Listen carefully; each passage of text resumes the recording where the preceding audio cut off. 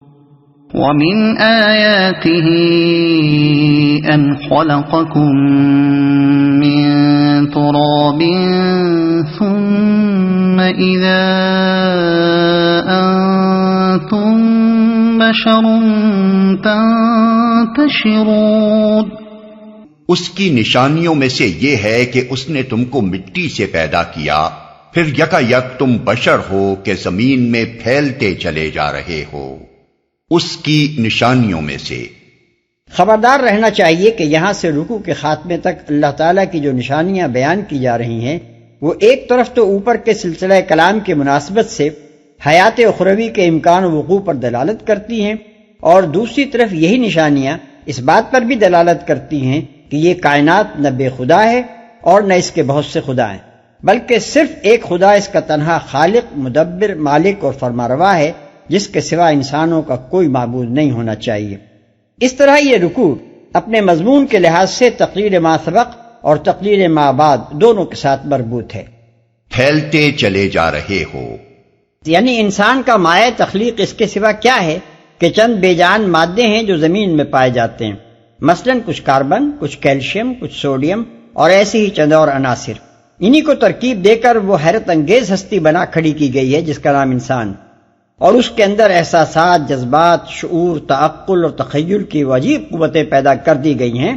جن میں سے کسی کا منبع بھی اس کے عناصر ترکیبی میں تلاش نہیں کیا جا سکتا۔ پھر یہی نہیں کہ ایک انسان اتفاقاً ایسا بن کھڑا ہوا ہو، بلکہ اس کے اندر وہ عجیب تولیدی قوت بھی پیدا کر دی گئی جس کی بدولت کروڑوں اور اربوں انسان وہی ساخت اور وہی صلاحیتیں لیے ہوئے بے شمار موروثی اور بے حد و حساب انفرادی خصوصیات کے حامل نکلتے چلے آ رہے ہیں۔ کیا تمہاری عقل یہ گواہی دیتی ہے کہ یہ انتہائی حکیمانہ خلقت کسی صانع حکیم کی تخلیق کے بغیر آپ سے آپ ہو گئی ہے؟ کیا تم بحالت ہوش و حواس یہ کہہ سکتے ہو کہ تخلیق انسان جیسا عظیم الشان منصوبہ بنانا اور اس کو عمل میں لانا اور زمین و آسمان کی بے حد و حساب قوتوں کو انسانی زندگی کے لیے سازگار کر دینا بہت سے خداؤں کی فکر و تدبیر کا نتیجہ ہو سکتا ہے؟ اور کیا تمہارا دماغ اپنی صحیح حالت میں ہوتا ہے جب تم یہ گمان کرتے ہو کہ جو خدا انسان کو خالص عدم سے وجود میں لایا ہے وہ اسی انسان کو موت دینے کے بعد دوبارہ زندہ نہیں کر سکتا؟ وَمِنْ آيَاتِهِ أَنْ خَلَقَ لَكُم مِّنْ أَنفُسِكُمْ أَزْوَاجًا لِتَسْكُنُوا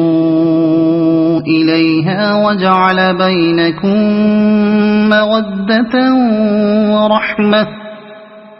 إِنَّ فِي ذَلِكَ لَآيَاتٍ لِقَوْمٍ يَتَفَكَّرُونَ۔ اور اس کی نشانیوں میں سے یہ ہے کہ اس نے تمہارے لیے تمہاری ہی جنس سے بیویاں بنائیں تاکہ تم ان کے پاس سکون حاصل کرو، اور تمہارے درمیان محبت اور رحمت پیدا کر دی۔ یقیناً اس میں بہت سی نشانیاں ہیں ان لوگوں کے لیے جو غور و فکر کرتے ہیں۔ بیویاں بنائیں، یعنی خالق کا کمال حکمت یہ ہے کہ اس نے انسان کی صرف ایک صنف نہیں بنائی بلکہ اسے دو صنفوں یعنی سیکسز کی شکل میں پیدا کیا جو انسانیت میں یکساں ہیں، جن کی بناوٹ کا بنیادی فارمولہ بھی یکساں ہے، مگر دونوں ایک دوسرے سے مختلف جسمانی ساخت، مختلف ذہنی و نفسی اوصاف اور مختلف جذبات و داعیات لے کر پیدا ہوتی ہیں، اور پھر ان کے درمیان یہ حیرت انگیز مناسبت رکھ دی گئی ہے کہ ان میں سے ہر ایک دوسرے کا پورا جوڑ ہے، ہر ایک کا جسم اور اس کے نفسیات و داعیات دوسرے کے جسمانی و نفسیاتی تقاضوں کا مکمل جواب ہیں۔ مزید برآں وہ خالق حکیم ان دونوں صنفوں کے افراد کو آغاز آفرینش سے برابر اس تناسب کے ساتھ پیدا کیے چلا جا رہا ہے کہ آج تک کبھی ایسا نہیں ہوا کہ دنیا کی کسی قوم یا کسی خطہ زمین میں صرف لڑکے ہی لڑکے پیدا ہوئے ہوں، یا کہیں کسی قوم میں صرف لڑکیاں ہی لڑکیاں پیدا ہوتی چلی گئی ہوں۔ یہ ایسی چیز ہے جس میں کسی انسانی تدبیر کا قطعاً کوئی دخل نہیں ہے۔ انسان ذرہ برابر بھی نہ اس معاملے میں اثر انداز ہو سکتا ہے کہ لڑکیاں مسلسل ایسی زنانہ خصوصیات اور لڑکے مسلسل ایسی مردانہ خصوصیات لیے ہوئے پیدا ہوتے رہیں جو ایک دوسرے کا ٹھیک جوڑ ہوں، اور نہ اس معاملے ہی میں اس کے پاس اثر انداز ہونے کا کوئی ذریعہ ہے کہ عورتوں اور مردوں کی پیدائش اس طرح مسلسل ایک تناسب کے ساتھ ہوتی چلی جائے۔ ہزارہ سال سے کروڑوں اور اربوں انسانوں کی پیدائش میں اس تدبیر و انتظام کا اتنے متناسب طریقے سے فہم جاری رہنا اتفاقاً بھی نہیں ہو سکتا، اور یہ بہت سے خداؤں کی مشترک تدبیر کا نتیجہ بھی نہیں ہو سکتا۔ یہ چیز صریحاً اس بات پر دلالت کر رہی ہے ایک خالق حکیم اور ایک ہی خالق حکیم نے اپنی غالب حکمت و قدرت سے ابتداً مرد اور عورت کا ایک موضوع ترین ڈیزائن بنایا، پھر اس بات کا انتظام کیا کہ اس ڈیزائن کے مطابق بے حد و حساب مرد اور بے حد و حساب عورتیں اپنی الگ الگ انفرادی خصوصیات لیے ہوئے دنیا بھر میں ایک تناسب کے ساتھ پیدا ہوں۔ سکون حاصل کرو، یعنی یہ انتظام الٹ اپ نہیں ہو گیا ہے، بلکہ بنانے والے نے بالارادہ اس غرض کے لیے انتظام کیا ہے کہ مرد اپنی فطرت کے تقاضے عورت کے پاس اور عورت اپنی فطرت کی مانگ مرد کے پاس پائے، اور دونوں ایک دوسرے سے وابستہ ہو کر ہی سکون و اطمینان حاصل کریں۔ یہی وہ حکیمانہ تدبیر ہے جسے خالق نے ایک طرف انسانی نسل کے برقرار رہنے کا اور دوسری طرف انسانی تہذیب و تمدن کو وجود میں لانے کا ذریعہ بنایا ہے۔ اگر یہ دونوں صنفیں محض الگ الگ ڈیزائنوں کے ساتھ پیدا کر دی جاتی اور ان میں وہ اضطراب نہ رکھ دیا جاتا جو ان کے باہمی اتصال و وابستگی کے بغیر مبدل بسکون نہیں ہو سکتا، تو انسانی نسل تو ممکن ہے کہ بھیڑ بکریوں کی طرح چل جاتی، لیکن کسی تہذیب و تمدن کے وجود میں آنے کا کوئی امکان نہ تھا۔ تمام انواع حیوانی کے برعکس نوع انسانی میں تہذیب و تمدن کے رونما ہونے کا بنیادی سبب یہی ہے کہ خالق نے اپنی حکمت سے مرد اور عورت میں ایک دوسرے کے لیے وہ مانگ، وہ پیاس اور اضطراب کی کیفیت رکھ دی جسے سکون میسر نہیں آتا جب تک کہ وہ ایک دوسرے سے جڑ کر نہ رہیں۔ یہی سکون کی طلب ہے جس نے انہیں مل کر گھر بنانے پر مجبور کیا، اسی کی بدولت خاندان اور قبیلے وجود میں آئے، اور اسی کی بدولت انسان کی زندگی میں تمدن کا نشو و نما ہوا۔ اس نشو و نما میں انسان کی ذہنی صلاحیتیں مددگار ضرور ہوئی ہیں، مگر وہ اس کی اصلی محرک نہیں ہیں۔ اصل محرک یہی اضطراب ہے جسے مرد و عورت کے وجود میں وضعیت کر کے انہیں گھر کی تاسیس پر مجبور کر دیا گیا۔ کون صاحب عقل یہ سوچ سکتا ہے کہ دانائی کا یہ شاہکار فطرت کی اندھی طاقتوں سے محض اتفاقاً سرزد ہو گیا ہے؟ یا بہت سے خدائی انتظام کر سکتے تھے کہ اس گہرے حکیمانہ مقصد کو ملحوظ رکھ کر ہزارہا برس سے مسلسل بے شمار مردوں اور بے شمار عورتوں کو یہ خاص اضطراب لیے ہوئے پیدا کرتے چلے جائیں؟ یہ تو ایک حکیم اور ایک ہی حکیم کی حکمت کا سری نشان ہے جسے صرف عقل کے اندھے ہی دیکھنے سے انکار کر سکتے ہیں۔ محبت اور رحمت پیدا کرتی۔ محبت سے مراد یہاں جنسی محبت یعنی سیکشل لو ہے، جو مرد اور عورت کے اندر جذب و کشش کی ابتدائی محرک بنتی ہے اور پھر انہیں ایک دوسرے سے چسپاں کیے رکھتی ہے۔ اور رحمت سے مراد وہ روحانی تعلق ہے جو ازدواجی زندگی میں بتدریج ابھرتا ہے،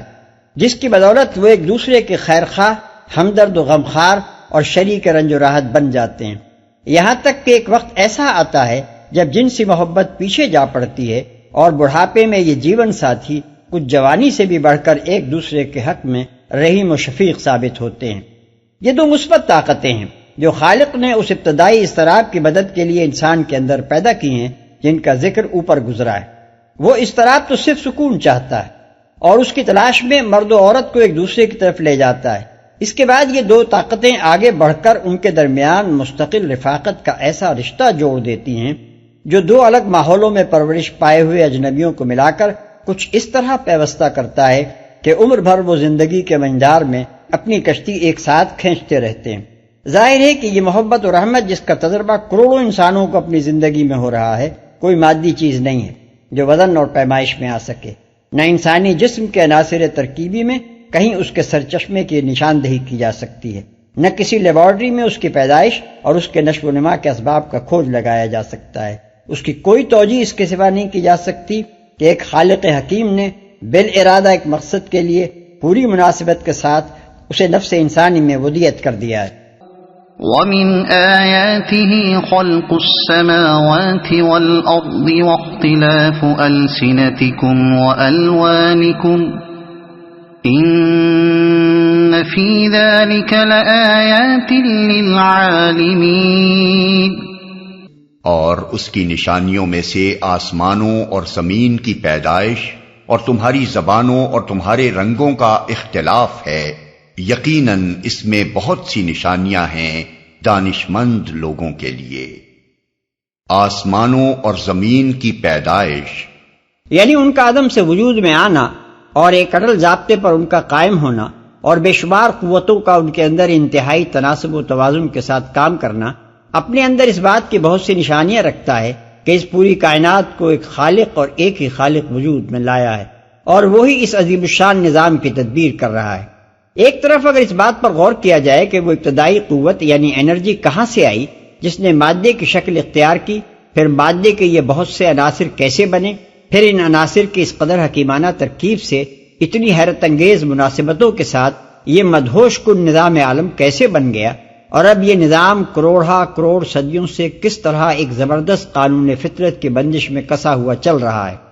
تو ہر غیر متعصب عقل اس نتیجے پر پہنچے گی کہ یہ سب کچھ کسی علیم و حکیم کے غالب ارادے کے بغیر محض بخت و اتفاق کے نتیجے میں نہیں ہو سکتا۔ اور دوسری طرف اگر یہ دیکھا جائے کہ زمین سے لے کر کائنات کے بعید ترین سیاروں تک سب ایک ہی طرح کے عناصر سے مرکب ہیں اور ایک ہی قانون فطرت ان میں کار فرما ہے، تو ہر عقل جو ہر دھرم نہیں ہے بلا شبہ یہ تسلیم کرے گی کہ یہ سب کچھ بہت سے خداؤں کی خدائی کا کرشمہ نہیں ہے، بلکہ ایک ہی خدا اس پوری کائنات کا خالق اور رب ہے۔ تمہارے رنگوں کا اختلاف ہے، یعنی باوجود کہ تمہارے قواعد نطقیہ یکساں ہیں، نہ منہ اور زبان کی ساخت میں کوئی فرق ہے اور نہ دماغ کی ساخت میں، مگر زمین کے مختلف خطوں میں تمہاری زبانیں مختلف ہیں، پھر ایک ہی زبان بولنے والے علاقوں میں شہر شہر اور بستی بستی کی بولیاں مختلف ہیں، اور مزید یہ کہ ہر شخص کا لہجہ اور تلفظ اور طرز گفتگو دوسرے سے مختلف ہے۔ اسی طرح تمہارا مادہ تخلیق اور تمہاری بناوٹ کا فارمولہ ایک ہی ہے، مگر تمہارے رنگ اس قدر مختلف ہیں کہ قوم اور قوم تو درکنار، ایک ماں باپ کے دو بیٹوں کا رنگ بھی بالکل یکساں نہیں ہے۔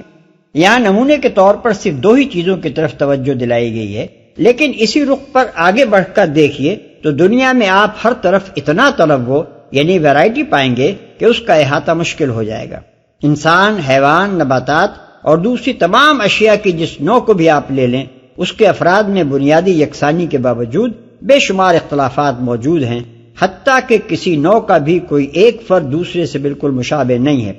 حتیٰ کہ ایک درخت کے دو پتوں میں بھی پوری مشابہت نہیں پائی جاتی۔ یہ چیز صاف بتا رہی ہے کہ یہ دنیا کوئی ایسا کارخانہ نہیں ہے جس میں خودکار مشینیں چل رہی ہوں اور کثیر پیدا آوری یعنی ماس پروڈکشن کے طریقے پر ہر قسم کی اشیاء کا بس ایک ایک ٹھپا ہو جس سے ڈھل ڈھل کر ایک ہی طرح کی چیزیں نکلتی چلی آ رہی ہوں، بلکہ یہاں ایک ایسا زبردست کاریگر کام کر رہا ہے جو ہر چیز کو پوری انفرادی توجہ کے ساتھ ایک نئے ڈیزائن، نئے نقش و نگار، نئے تناسب اور نئے اوصاف کے ساتھ بناتا ہے، اور اس کی بنائی ہوئی ہر چیز اپنی جگہ منفرد ہے۔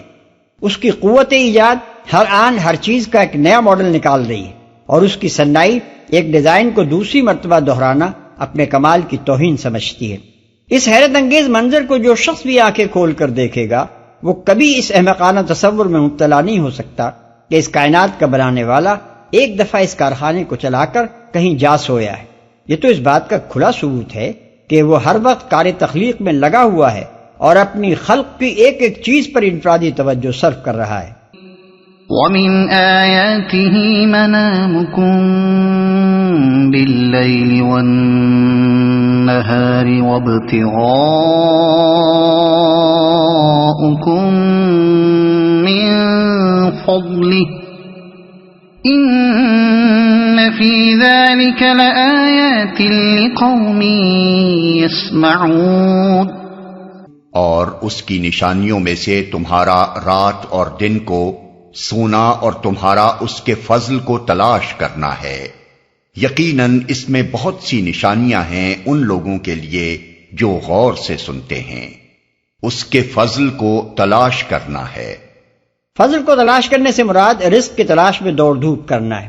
انسان اگرچہ بالعموم رات کو سوتا اور دن کو اپنی معاش کے لیے جد و جہد کرتا ہے، لیکن یہ کلیہ نہیں ہے۔ بہت سے انسان دن کو بھی سوتے ہیں اور رات کو بھی معاش کے لیے کام کرتے ہیں، اسی لیے رات اور دن کا اکٹھا ذکر کر کے فرمایا کہ ان دونوں اوقات میں تم سوتے بھی ہو اور اپنی معاش کے لیے دوڑ دھوپ بھی کرتے ہو۔ یہ چیز بھی ان نشانیوں میں سے ایک ہے جو ایک خالق حکیم کی تدبیر کا پتہ دیتی ہیں، بلکہ مزید برآں یہ چیز اس بات کی نشاندہی بھی کرتی ہے کہ وہ محض خالق ہی نہیں ہے بلکہ اپنی مخلوق پر غائب درجہ رحیم و شفیق اور اس کی ضروریات اور مصلحتوں کے لیے خود اس سے بڑھ کر فکر کرنے والا ہے۔ انسان دنیا میں مسلسل محنت نہیں کر سکتا، بلکہ ہر چند گھنٹوں کی محنت کے بعد اسے چند گھنٹوں کے لیے آرام درکار ہوتا ہے تاکہ پھر چند گھنٹے محنت کرنے کے لیے اسے قوت بہم پہنچ جائے۔ اس غرض کے لیے خالق حکیم و رحیم نے انسان کے اندر صرف تکان کا احساس اور صرف آرام کی خواہش پیدا کر دینے ہی پر اکتفا نہیں کیا، بلکہ اس نے نیند کا ایک ایسا زبردست دائیا اس کے وجود میں رکھ دیا جو اس کے ارادے کے بغیر حتیٰ کہ اس کی مزاحمت کے باوجود خود بخود ہر چند گھنٹوں کی بیداری اور محنت کے بعد اسے آ دبوچتا ہے، چند گھنٹے آرام لینے پر اس کو مجبور کر دیتا ہے اور ضرورت پوری ہو جانے کے بعد خود بخود اسے چھوڑ دیتا ہے۔ اس نیند کی ماہیت و کیفیت اور اس کے حقیقی اسباب کو آج تک انسان نہیں سمجھ سکا ہے۔ یہ قطعاً ایک پیدائشی چیز ہے جو آدمی کی فطرت اور اس کی ساخت میں رکھ دی گئی ہے۔ اس کا ٹھیک انسان کی ضرورت کے مطابق ہونا ہی اس بات کی شہادت دینے کے لیے کافی ہے کہ یہ ایک اتفاقی حادثہ نہیں ہے، بلکہ کسی حکیم نے ایک سوچے سمجھے منصوبے کے مطابق یہ تدبیر وضع کی ہے۔ اس میں ایک بڑی حکمت و مصلحت اور مقصدیت صاف طور پر کارفرما نظر آتی ہے۔ مزید برآں یہی نیند اس بات پر بھی گواہ ہے کہ جس نے یہ مجبور کن دائیہ انسان کے اندر رکھا ہے وہ انسان کے حق میں خود اس سے بڑھ کر خیر خواہ ہے، ورنہ انسان بالارادہ نیند کی مزاحمت کر کے اور زبردستی جاگ کر اور مسلسل کام کر کے اپنی قوت کار کو ہی نہیں قوت حیات تک کو ختم کر ڈالتا۔ پھر رزق کی تلاش کے لیے اللہ کے فضل کی تلاش کا لفظ استعمال کر کے نشانیوں کے ایک دوسرے سلسلے کی طرف اشارہ کیا گیا ہے۔ آدمی آخر یہ رزق تلاش ہی کہاں کر سکتا تھا اگر زمین و آسمان کی بے حد و حساب طاقتوں کو رزق کے اسباب و ذرائع پیدا کرنے میں نہ لگا دیا گیا ہوتا، اور زمین میں انسان کے لیے رزق کے بے شمار ذرائع نہ پیدا کر دیے گئے ہوتے۔ صرف یہی نہیں بلکہ رزق کی یہ تلاش اور اس کا اکتساب اس صورت میں بھی ممکن نہ ہوتا اگر انسان کو اس کام کے لیے مناسب ترین اعضاء اور مناسب ترین جسمانی اور ذہنی صلاحیتیں نہ دی گئی ہوتی۔ بس آدمی کے اندر تلاش رزق کی قابلیت اور اس کے وجود سے باہر وسائل رزق کی موجودگی صاف صاف ایک رب رحیم و کریم کے وجود کا پتہ دیتی ہے۔ جو عقل بیمار نہ ہو وہ کبھی یہ فرض نہیں کر سکتی کہ یہ سب کچھ اتفاقاً ہو گیا ہے، یا یہ بہت سے خداؤں کی خدائی کا کرشمہ ہے، یا کوئی بے درد اندھی قوت اس فضل و کرم کی ذمہ دار ہے۔ وَمِنْ آيَاتِهِ يُرِيكُمُ الْبَرْقَ خَوْفًا وَطَمَعًا وَيُنَزِّلُ مِنَ السَّمَاءِ مَاءً فَيُحْيِي بِهِ الْأَرْضَ بَعْدَ مَوْتِهَا إِنَّ فِي ذَلِكَ لَآيَاتٍ لِقَوْمٍ يَعْقِلُونَ۔ اور اس کی نشانیوں میں سے یہ ہے کہ وہ تمہیں بجلی کی چمک دکھاتا ہے، خوف کے ساتھ بھی اور طمع کے ساتھ بھی، اور آسمان سے پانی برساتا ہے، پھر اس کے ذریعے سے زمین کو اس کی موت کے بعد زندگی بخشتا ہے۔ یقیناً اس میں بہت سی نشانیاں ہیں ان لوگوں کے لیے جو عقل سے کام لیتے ہیں۔ طمع کے ساتھ بھی یعنی اس کی گرج اور چمک سے امید بھی بنتی ہے کہ بارش ہوگی اور فصلیں تیار ہوں گی، مگر ساتھ ہی خوف بھی لاحق ہوتا ہے کہ کہیں بجلی نہ گر پڑے یا ایسی طوفانی بارش نہ ہو جائے جو سب کچھ بہا لے جائے۔ زندگی بخشتا ہے۔ یہ چیز ایک طرف حیات بعد الموت کی نشاندہی کرتی ہے، اور دوسری طرف یہی چیز اس امر پر بھی دلالت کرتی ہے کہ خدا ہے اور زمین و آسمان کی تدبیر کرنے والا ایک ہی خدا ہے۔ زمین کے بے شمار مخلوقات کے رزق کا انحصار اس پیداوار پر ہے جو زمین سے نکلتی ہے۔ اس پیداوار کا انحصار زمین کی صلاحیت بارآوری پر ہے۔ اس صلاحیت کے روبکار آنے کا انحصار بارش پر ہے، خواہ وہ براہ راست زمین پر برسے یا اس کے ذخیرے سطح زمین پر جمع ہوں، یا زیر زمین چشموں اور کنووں کی شکل اختیار کریں، یا پہاڑوں پر یخ بستہ ہو کر دریاؤں کی شکل میں بہیں۔ پھر اس بارش کا انحصار سورج کی گرمی پر، موسموں کے رد و بدل پر، فضائی حرارت و برودت پر، ہواؤں کی گردش پر، اور اس بجلی پر ہے جو بادلوں سے بارش برسنے کی محرک بھی ہوتی ہے، اور ساتھ ہی ساتھ بارش کے پانی میں ایک طرح کی قدرتی کھاد بھی شامل کر دیتی ہے۔ زمین سے لے کر آسمان تک کی ان تمام مختلف چیزوں کے درمیان یہ ربط اور مناسبتیں قائم ہونا، پھر ان سب کا بے شمار مختلف النوع مقاصد اور مصلحتوں کے لیے صریحاً سازگار ہونا، اور ہزاروں لاکھوں برس تک ان کا پوری ہم آہنگی کے ساتھ مسلسل سازگاری کرتے چلے جانا، کیا یہ سب کچھ محض اتفاقاً ہو سکتا ہے؟ کیا یہ کسی صانع کی حکمت اور اس کے سوچے سمجھے منصوبے اور اس کی غالب تدبیر کے بغیر ہو گیا ہے؟ اور کیا یہ اس بات کی دلیل نہیں ہے کہ زمین، سورج، ہوا، پانی، حرارت، برودت اور زمین کی مخلوقات کا خالق اور رب ایک ہی ہے؟ وَمِنْ آيَاتِهِ أَن تَقُومَ السَّمَاءُ وَالْأَرْضُ بِأَمْرِهِ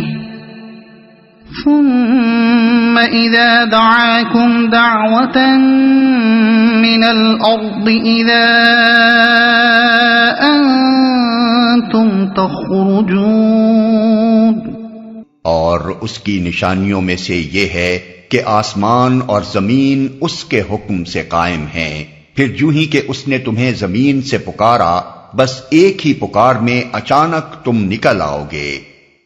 اس کے حکم سے قائم ہیں. یعنی صرف یہی نہیں کہ وہ اس کے حکم سے ایک دفعہ وجود میں آ گئے، بلکہ ان کا مسلسل قائم رہنا اور ان کے اندر ایک عظیم الشان کارگاہ ہستی کا پہم چلتے رہنا بھی اسی کے حکم کی بدولت ہے. ایک لمحے کے لیے بھی اگر اس کا حکم انہیں برقرار نہ رکھے تو یہ سارا نظام یکلخت درہم برہم ہو جائے. اچانک تم نکل آؤ گے. یعنی کائنات کے خالق و مدبر کے لیے تمہیں دوبارہ زندہ کر کے اٹھانا کوئی ایسا بڑا کام نہیں ہے کہ اسے اس کے لیے بہت بڑی تیاریاں کرنی ہوں گی، بلکہ اس کی صرف ایک پکار اس کے لیے بالکل کافی ہوگی کہ آغاز آفرینش سے آج تک جتنے انسان دنیا میں پیدا ہوئے ہیں اور آئندہ پیدا ہوں گے وہ سب ایک ساتھ زمین کے ہر گوشے سے نکل کھڑے ہوں. وَلَهُ مَن فِي السَّمَاوَاتِ وَالْأَرْضِ كُلٌّ لَّهُ قَانِتُونَ.